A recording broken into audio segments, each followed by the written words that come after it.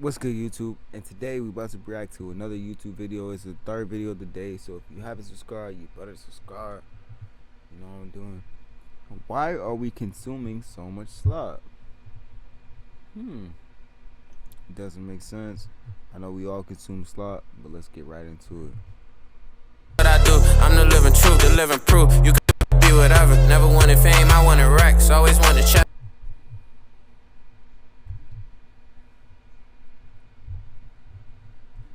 For a while, I thought it was just me. I thought I was just getting older and becoming one of those people who thinks that everything was better before and that the world is getting worse and worse. But then I learned that there's a word for what I'd been noticing: slop. Slop is low quality, forgettable stuff. It just about does the job, but nothing more. And once you start seeing it, you realize it's everywhere. The buildings going up around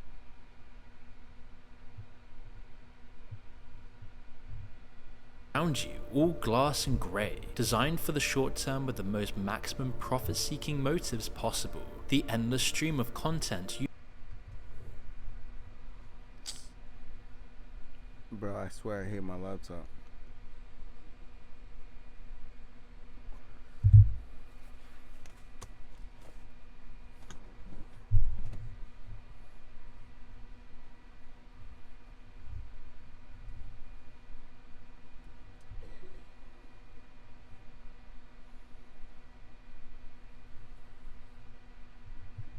you forget 5 minutes later.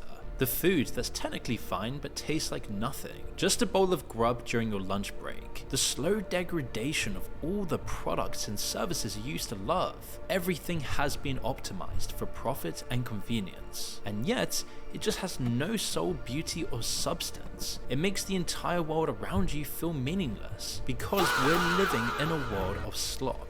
And nobody really wants this. In fact, we all hate it. But what we don't realize is that we're actually helping to create it. Every click, every scroll, every time we choose easy over meaningful, we all play into a part of the slopification of everything. And every single day, this process is getting exponentially worse. So where is this actually going to take us in the future?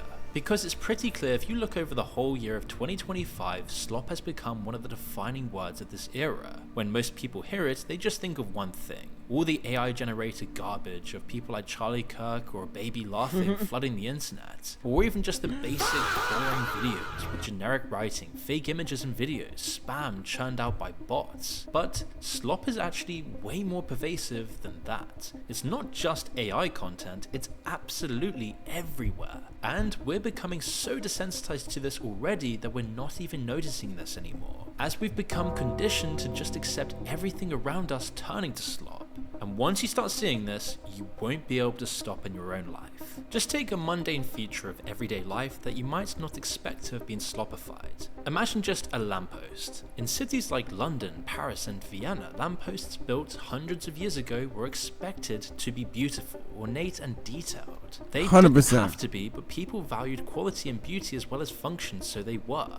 Now look at modern street furniture, all mass-produced, identical, purely functional slop. This is a microcosm of the slopification of our lives. Or look at what we're eating. Huel, meal replacements, bland protein bowls designed to just be consumed as quickly as humanly possible. Now there's nothing inherently wrong with this stuff. It can be healthy. I eat it sometimes, but it is literal slop. It assumes that all that matters about food is the calories and nutrients you extract, never the actual experience of eating itself or what that even means. It's convenience above everything. And then there's cultural slop. Endless sequels and remakes, music produced by algorithms, mind-numbing TikTok videos designed solely to keep you watching, or it'll just be another Marvel movie. Classic slop, it's never groundbreaking and it's just good enough to make money, but nothing more. And AI is just only accelerating this process exponentially. Here and in 1,000 other places we see the same pattern. Convenient. Yep, 100%. AI is going crazy, but you gotta keep up with technology, broski. Palatable, adequate, but soulless and superficial. This is Keep the up. world of slop. Now, I don't want to sound overly Keep judgmental. In a way, slop is a symptom of all the progress we've made. It's the natural endpoint of the consumer capitalist system we've built that's become incredibly good at giving us exactly what we want. But that mixed with the internet takes the production of slop to the next level, giving slop a whole It's Slop, but you seen the watermark. new meaning. It's In the AI. early days, the internet felt different. There were no gatekeepers, no corporations controlling what you saw. It was, as hard as this might be to believe, just people connecting and sharing with one another. I remember it. It was homemade videos, obscure forum posts, cat videos, and Charlie bit my finger. Most of it was poor quality, but it wasn't slop. It wasn't bot farms just trying to make money. It was seemingly people just sharing what mattered to them. But the logic of optimization took over fast. Platforms needed to make money, and because we'd got used to everything being free, the only option was ads. Today, almost half of what we see on social media is from advertisers, not accounts we follow. And that's not to mention all the soft advertising secretly being peddled by influencers, always with some ulterior motive or sometimes just straight up in your face. Like when Netflix, a paid streaming service, introduced them after promising they never would. I mean, I was literally at the dentist yesterday, and even the screen showing landscapes while your teeth are being worked on now has ad breaks. When you walk around places like Florida and you want to look at the beautiful sea, you'll see ads on boats. Yes, literally trying to look out to nature, and you'll see more ads. I mean, I live in Florida, so I mean, I get what he's saying here. So There is quite literally no escape. And that's not to say advertising is bad, but it's the way in which anything and everything in life has been monetized. Platforms don't care if content is creative or meaningful. They just want it engaging enough to always keep you watching, whether it's the next Charlie Kirk meme or just an AI perfect 10 out of 10. And it's the perfect formula. We consume formulaic content, our attention span shorten, we lose the capacity for anything complex, so we create more formulaic content. Then the slop we watch makes us into people who can only make slop, and the cycle continues exponentially, speeding up. But there's something else that makes digital content not just low quality, but uniform. Creators now have perfect knowledge of what works. Think about it, 30 years ago, if you made a film, you got vague feedback, ticket sales, reviews. You didn't always know which scenes worked. When the VHS came out, you knew how many people bought it, but not if they watched it. It was the same with music. Artists didn't know which songs people skipped. Today, we know everything, and that's great on the surface. You watching this right now, I'll know exactly how long you've been watching for. We'll know which thumbnails get clicks, where listeners skip. Creators can see precisely what the algorithm rewards, and predictably they all started making the exact same thing. MrBeast is a perfect example of this. As he's a business genius, he wanted to track every single metric, which is why almost every video is identical. It's the same insane rapid pacing, the same insane thumbnails, rapid cuts every 3 seconds, and it works terrifically, so everyone copies it. All the top YouTubers are trying to mimic him. Platforms reward songs that hook instantly, so artists make simple hookable music, where you don't even have to say real words, the beat just has to happen in the exact way that triggers a primal mechanism in your brain. One study found pitch and rhythm complexity in pop songs has decreased by 30%, as they continue to dumb it down to hypnotize you more and more. The machine is functioning perfectly. We're getting exactly what we engage with, so why does it feel like homogeneous slop? Because we don't really want it. Human beings have conflicting desires. Just because a platform hijacked my nervous system doesn't mean I actually wanted to watch that content. I mean, does anyone want to spend all day consciously on formulaic videos? Probably not, but it felt comfortable in the moment. So what's going on here? Why does optimization produce the opposite of what we want? This is Goodhart's law. When a measure becomes a target, it stops being a good measure. Engagement metrics were meant to show what's popular, but high engagement doesn't mean content is good, it just means it's optimized for engagement. When creators optimize directly for the metrics, they're not necessarily making better content, they're just gaming the system. And this pattern, optimizing for the wrong thing, goes back further than you might think. Mass production did the same thing centuries ago. Henry Ford's assembly line turned production into repetition. The focus shifted from craft to volume, quality to efficiency. And you see the mass production did the same thing centuries ago. Henry Ford's assembly line turned production into repetition.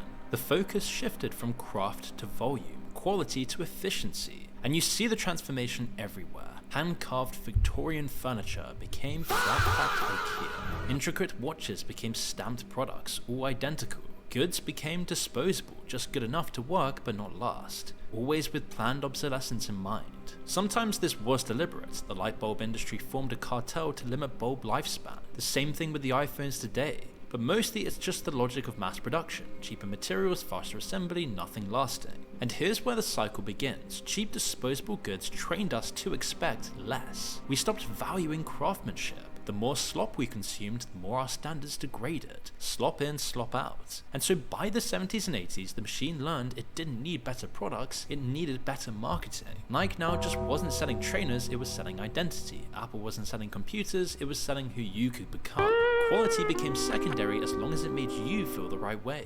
But we're not done yet. Everything we've built, the efficiency, the optimization, the perfect metrics, it's all been accelerating massively, compounding. And now it's reached its logical conclusion, and we see this in 2025 marking a new AI era. Up until now, at least humans were still in the loop. Someone somewhere had to sit down and create something, even if it were just following a formula. But AI removes even that, so now the machine produces the slop itself. Generative AI can pump out articles, images, videos, and music faster than anyone could ever consume it. Before we were drowning in 100%. Before I came onto this YouTube, I didn't know how to cover art. I didn't know how to do all that. But now AI. slop, now the world is just flooded by it on a daily basis, and it's only getting more and more crazy each day. We live in this absurd world where it's algorithms all the way down to the bottom. AI algorithms produce content designed to be as engaging as possible so that other algorithms will pick it up and show it to all of us. There's literally no human in the loop anymore. We can think of this as the perfection of the slop machine. And all this slop sounds like a meme, something annoying but ultimately harmless, but that's actually wrong. A world of slop isn't just ugly or low quality. Over time, this will change the trajectory of our literal civilization. They say you are what you eat, and the more slop we consume, the more we're becoming slop ourselves, in a reverse situation to what we saw in the Renaissance, where ordained art and culture uplifted the entire civilization. It produced a renaissance in almost every field. But for us, it's actually the opposite. And we can see this by what it's doing to our brains, our culture, and our capacity for meaning. And the effects compared to the Renaissance are so measurable, visible, and happening right now that it's truly disturbing. One of the most striking findings from anthropology in the last century is that humans today have much smaller jaws and more crooked teeth than our ancient ancestors. This is because our modern diets are much softer than the diets humans ate for thousands of years. We don't chew enough, so our jaws and teeth don't develop properly. We need braces and procedures to correct what should have developed naturally. Basically, our diets are too sloppy in a literal sense. And it's just the perfect metaphor for what slop is doing to our brains. If we don't use and strengthen our cognitive capabilities, they atrophy. All the slop we watch and listen to goes straight down without us needing to chew, metaphorically. It's easy on our brains, but that ease comes at a cost, as our society is becoming functionally illiterate. Reading used to be one of our most common pastimes. Now it's extremely rare. In the US, reading for pleasure has fallen by 40% in just the last 100%. I had reading class in high school.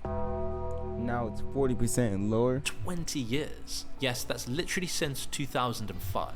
In the UK, more than a third of adults say they've just given up reading completely, for life. One study found a shocking and dispiriting drop in childhood reading, now at the lowest levels on record. The average American adult now reads at the level of a 7th or 8th grader. And we've mentioned similar things on the channel so many times about how America is becoming idiocracy, but it's not just America, it's everywhere. And it's not like people aren't taught how to read. People are obviously reading all the time. Social media posts, photo captions, TikTok subtitles, text messages. But it's always scattered and insubstantial. It's just slop. And it's nothing like reading a book. Proper reading engages our brains in ways other content doesn't. It boosts memory, attention, focus, reasoning, and depth. One study found that students who read more actually had physically larger brains in areas connected to learning and abstract thinking. Back in 2008, a prescient article in The Atlantic predicted exactly this decline. It argued, we are not only what we read, we are how we read. When we read online, we become mere decoders of information. Our ability to interpret text, to make the rich mental connections that form when we read deeply, that remains largely disengaged. Reading and writing are the foundation of civilization, and we're losing it. This is the first time in human history this has happened. Because how are you supposed to read when slop destroys your attention span? It's just the new normal now that TikTok and Reels have conditioned us to consume content in 60-second chunks. For almost everyone, this is just how we consume media and news at this point. It's why we literally can't watch a full film without checking our phones every 2 minutes, or needing crazy CGI to constantly engage us with colourful effects. There's no chance of even sitting through a lecture anymore for students, and there's no way that anyone's going to do their homework without ChatGPT at this point. Which is why there's evidence that our IQ scores are dropping with this. For generations, IQ scores rose consistently. It was an observation known as the Flynn effect, but in the last couple of decades this has reversed. For the first time, people in developed countries are scoring worse than their parents. And it isn't just consuming slop that's killing our brains, producing it is too. Throughout history, technology has always replaced certain skills. GPS means nobody can read maps anymore. Calculators mean we never even add up numbers in our own heads. Even writing, thousands of years ago, destroyed our memory in a way, as we didn't have to remember as much information. But AI has just put the accelerator on with this. As GPS and calculators are narrow tools, AI is general. Writing, analysis. I don't even know where I'd be going anymore. I always use my maps, so I understand what he's saying on this one. So Creativity, problem solving, it covers all cognitive processes. As AI isn't replacing a skill, it's replacing thinking itself. As well as being a useful skill, writing is also arguably one of the best ways to train your mind. Many of history's most influential writers said some version of, I don't write to communicate what I think, I write to work out what I think in the first place. When we use ChatGPT or whatever it is to produce AI slop, we don't get the cognitive benefits that come from actually writing. We don't even remember what we've written. It's why students who use AI to write essays barely remember any of the material. It's why 2025 seems to be the first year our brains just are left idling, slowly decaying. Even if our output is technically better, you just don't really learn anything that sticks. You don't achieve as much, you don't have a sense of accomplishment, and we're already seeing the cost after just a year. In the UK, 1 in 5 people from age 8 to 25 has a probable mental health disorder, and about a third of young people aged 17 to 24 have self-harmed or attempted self-harm. no. For so long, happiness was described as U-shaped over a lifetime. Happy as a young person, tough in middle age, comfortable in retirement. But now in Western society, this is just completely inverted. Because as a society, we are teetering on the edge of a doom spiral, where every single thing in our life takes us away from base reality and serves us slop. Slop in, slop out. We consume it, we become it, we produce it, the cycle accelerates. And this isn't just about bad movies or boring music or just some dumb YouTube video. Culture is how we make sense of the world, how we process what it means to even be a human. When culture degrades, we lose our ability to understand ourselves. To create something truly groundbreaking, you need defocus, patience, the willingness to wrestle with difficult ideas and push through setbacks. It's why millions and millions of people every single year flock to Italy and Greece, trying to see the remains of a forgotten great civilization, whether it be the Greeks, the Renaissance period, so that we can feel some sense of connectedness, to replace our culture that has just gone downhill since. As nothing feels new anymore, we've seen it all before, we're just going round in circles, trying to experience the past. I mean, honestly, just stop for a moment and think about the last time you experienced something genuinely new, a story that actually surprised you, an idea. I mean, this surprised me. I appreciate y'all if y'all made it this far. We're about to get into the next one. Like, subscribe. It's Young Wrong. Wrong finna wrong. You know what I'm talking about? What I do, I'm the living truth, the living proof. You could be whatever. Never wanted fame, I wanted racks. Always wanted cheddar. You could try and steal my swag, but I'm always